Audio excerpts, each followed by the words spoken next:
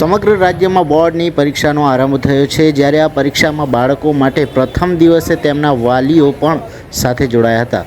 ઝાલોદ નગરના કેળવણી મંડળના પ્રાંગણમાં પરીક્ષા આપવા માટે આવનારા વિદ્યાર્થીઓને શુભેચ્છા પાઠવવા તેમજ કેન્દ્રના નિરીક્ષણ માટે પ્રાંત અધિકારી ભાટિયા આવેલ હતા. પ્રાંત અધિકારી ભાટિયાએ બોર્ડની પરીક્ષા આપવા આવેલા વિદ્યાર્થીઓને પુષ્પગુચ્છ આપી ગોળથી મોઢું મીઠું કરાવી કેન્દ્રના પ્રાંગણમાં પ્રવેશ આપ્યો હતો.